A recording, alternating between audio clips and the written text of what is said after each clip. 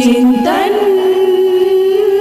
चिंतन। जब से ये कोरोना का प्रकोप शुरू हुआ है, हमारे जीवन में एक अभूतपूर्व बदलाव आया है। जीवन थोड़ा और ज्यादा डिसिप्लिन हो गया है और अनुशासनबद्ध तरीके से कुछ सीमाएं हमने अपने आसपास लगा ली, कुछ सरकार की ओर से, कुछ जो है वो समाज की ओर से।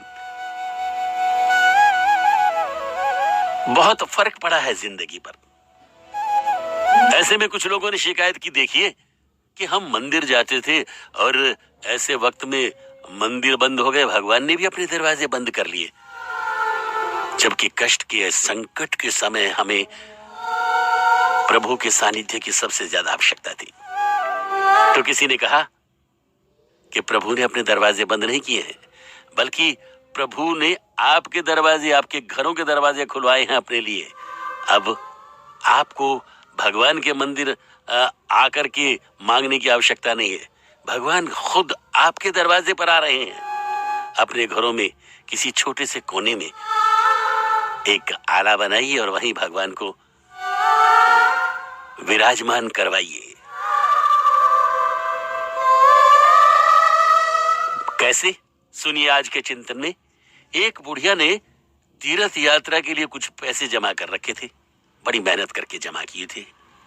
जब तीर्थ पर जाने का समय आया, सोचती थी कि कुछ दान पुण्य करूंगी, कुछ वहां से यादगार चीजें खरीद कर लाऊंगी, पूजा पाठ की।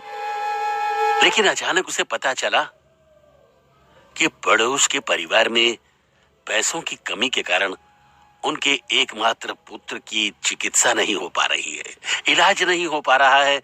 गंभीर बीमार है पड़ोस में एक बच्चा, और उनका परिवार खर्च के लिए धन नहीं जुटा रहा है कि उसका इलाज करवा सके।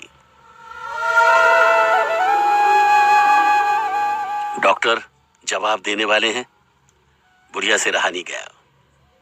वो पड़ोस में गई और तीर्थ यात्रा के लिए उसने जो पूंजी जमा कर रखी थी, वो सारे पैसे पड़ोसी को दे आई, अपने बच्चे का इलाज कराई।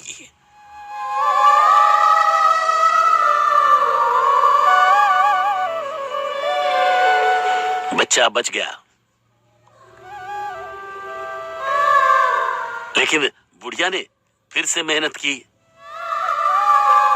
फिर से तैयारियां की, फिर से कुछ पैसे जुटाए और अब 3 साल बाद वो फिर तीर्थ यात्रा पर जाने के लिए तैयार हुई। चक्की चला चला करके, मेहनत मजदूरी करके उसने पैसे जमा किए थे। लेकिन जब चलने की तैयारी की तो एक अकाल पीड़ित परिवार सामने आ गया। एक ऐसे इलाके से पूरा परिवार उजड़कर बिछड़कर अपनी धरती से, जहां अकाल पड़ा था, जहां खाने पीने के लाले पड़े थे, इस गांव में आ गया और उसने बुढ़िया का दरवाजा खटखटाया।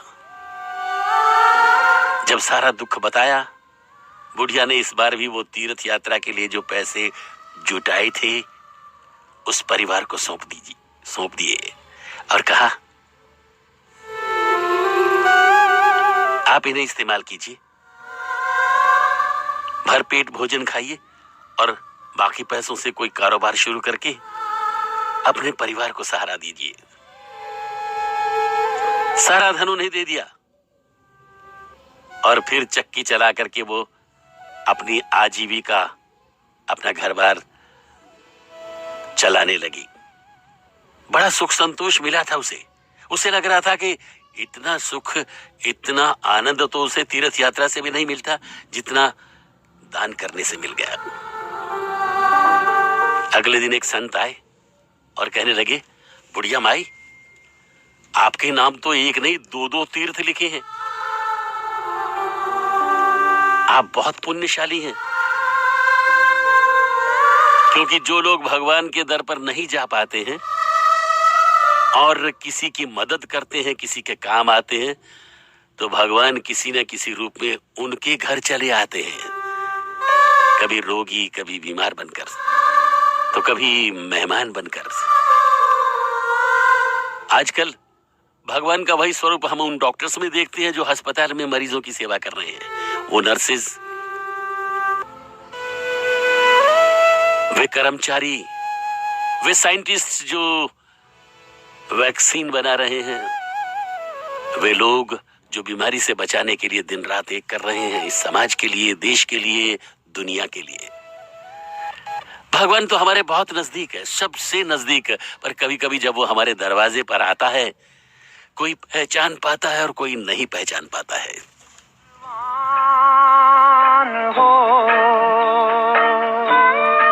मजबूर, गरीब बनकर भगवान दरवाजे पर आता है।